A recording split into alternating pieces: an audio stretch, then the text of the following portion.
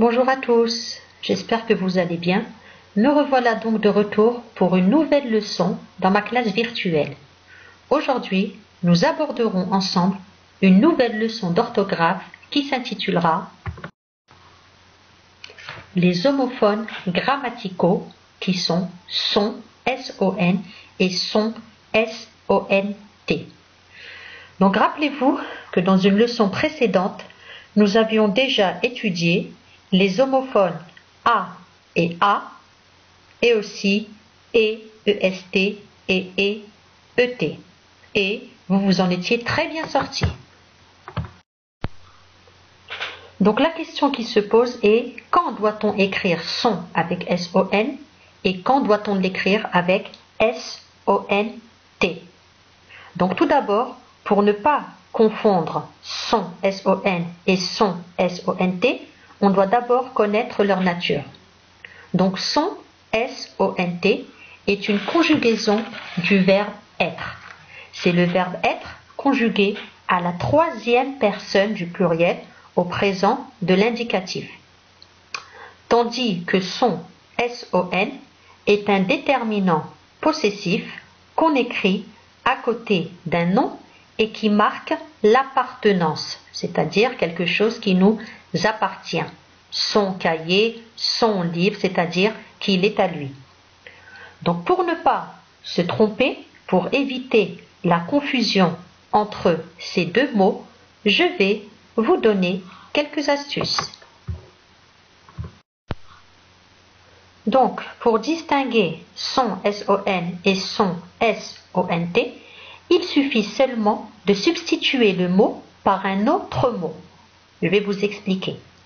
Donc, si c'est un verbe, c'est-à-dire le verbe être, on pourra remplacer S-O-N-T par une autre forme verbale du verbe être. Donc, si vous avez remarqué, ici, j'ai remplacé son par était. Donc, était, qui est le verbe être à l'imparfait, une leçon que nous avons déjà étudiée. Si c'est un déterminant possessif, on procédera de la même façon en le remplaçant par un autre déterminant possessif.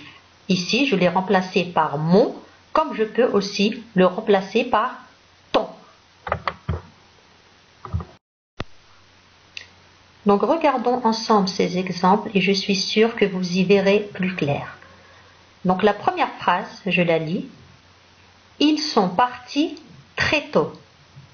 Donc dans cette phrase, nous avons, après le pronom personnel il, le verbe être au présent S-O-N-T. Essayons de le remplacer par le verbe être à l'imparfait, par était.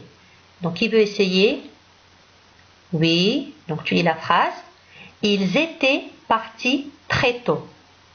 Donc est-ce que cette phrase a un sens? Oui. Donc si vous avez remarqué, la phrase a gardé le même sens. Donc ici, j'écris S-O-N-T, le verbe être.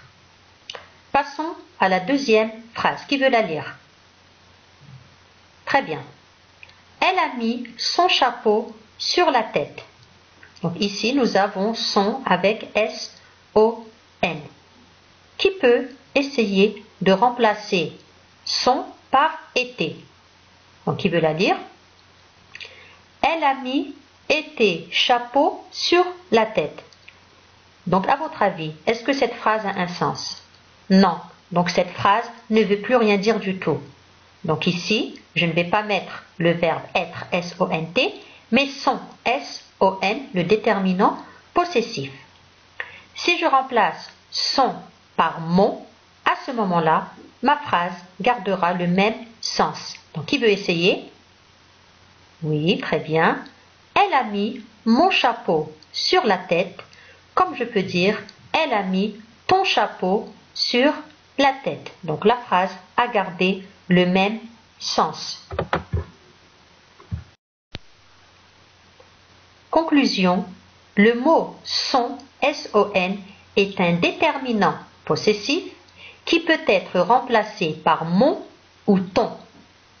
Le mot son, S-O-N-T, est un verbe ou un auxiliaire être, que vous verrez plus tard, qui peut être remplacé par été. Passons donc ensemble aux exercices d'entraînement.